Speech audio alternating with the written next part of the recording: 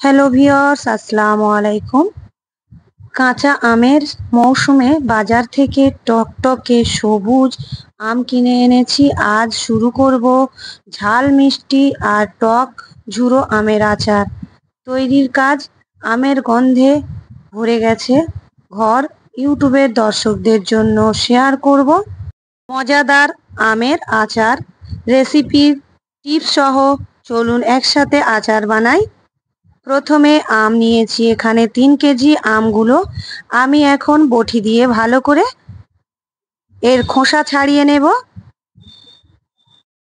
আমগুলোর খোসা ছাড়িয়ে আমি এগুলো একটি পাত্রে করে পানি নিয়েছি, তার মধ্যে আমগুলো ভিজিয়ে রেখেছি। তারপরে একটা গ্রেটার নিয়ে ভালো করে আমি আমগুলো গ্রেট করে নিচ্ছি। আমগুলো একদম ঝুরো ঝুরো হবে। সবগুলো আমি এইভাবে ঝুরো করে নিয়েছি। এখন এর মধ্যে আমি সব রকম মশলা দিয়ে দেব।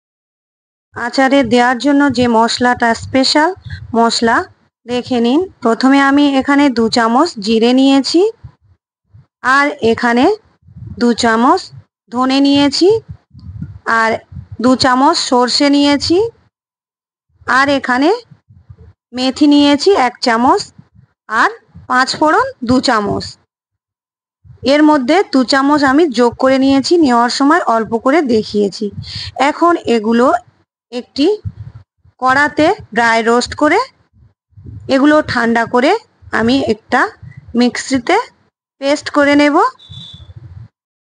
আমি এখানে 3 কেজি আম নিয়েছিলাম, কিন্তু যখন গ্রেট করছিলাম 5টা আম আমি গ্রেট করে নিয়েছি। এখানে আমি বেশি করিনি, তার জন্য পরিমাণটা আমি এখানে বলছি না।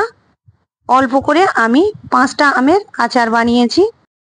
যে মশলাটা বানিয়েছিলাম মশলাটা দিয়ে দিলাম। কাঁচা লঙ্কা ছোট টুকরো করে কেটে রেখেছিলাম দিয়ে দিলাম। এখানে বিট লবণ আর সাদা লবণ স্বাদ অনুযায়ী দিয়ে দিলাম। দিয়ে এটা এখন একটি চামচ নিয়ে ভালো করে মাখিয়ে নেব। আর এর মধ্যে আমি 1 চামচ চিনি অ্যাড করতে ভুলে গিয়েছিলাম লাস্টে। এর মধ্যে আমি মশলাটা মাখিয়ে নিয়ে 1 চামচ চিনি অ্যাড করে দিয়েছি। দিয়ে এটাও ভালো করে মাখিয়ে নিয়ে এখন এটা একটু সাইডে রেখে দেব।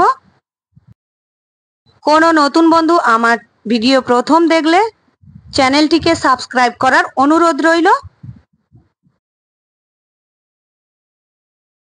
এরপর একটি কড়াতে পরিমাণ মতো তেল নিয়ে নিচ্ছি। তেলটা বেশ ভালো করে গরম করে নিয়ে এখানে শুকনো লঙ্কা আমি দিয়ে দিয়েছি। এখানে লঙ্কাগুলো দিয়ে আমি ভালো করে ভেজে নিয়েছি। আর এর মধ্যে আমি এখন দিয়ে দেব মৌরি 1 চামচ। মৌরিটা দিলে এর গন্ধটা খুব সুন্দর হয়, তো অবশ্যই এখানে মৌরি ব্যবহার করবেন। এরপরে মৌরিটা দিয়ে ভালো করে আমি ভেজে নিয়েছি মৌরিটা। এরপরে তেলটা যখন ফুটে উঠেছে এর মধ্যে আমি এখানে রেগুলার লঙ্কা গুঁড়ো দিয়ে দিয়েছি। এখানে আপনারা কাশ্মীরি লঙ্কার গুঁড়ো ব্যবহার করতে পারেন। আর লঙ্কাটা দিয়ে বেশিক্ষণ গ্যাসটা জ্বালিয়ে রাখবেন না, তাহলে তেলটা পুড়ে কালো হয়ে যাবে, আচারটা সুন্দর হবে না।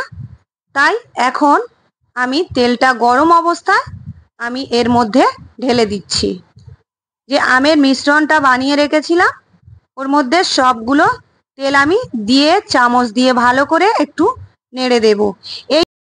এইভাবে আচার বানিয়ে আপনারা 1 বছর সংগ্রহ করতে পারেন। তার জন্য একটি ছোট টিপস রয়েছে, আপনাদের সঙ্গে শেয়ার করছি। এর মধ্যে আমি ভিনিগার 1 চামচ দিয়ে দিয়েছি। ভিনিগারটা দেওয়ার কারণে আচারটা 1 বছর ভালো থাকবে।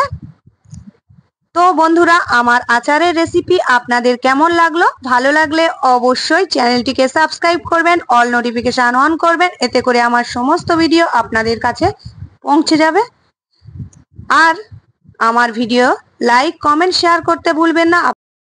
তাহলে এইভাবে আমার রেসিপিটা ফলো করে আপনারা আমের আচার বানিয়ে ফেলুন।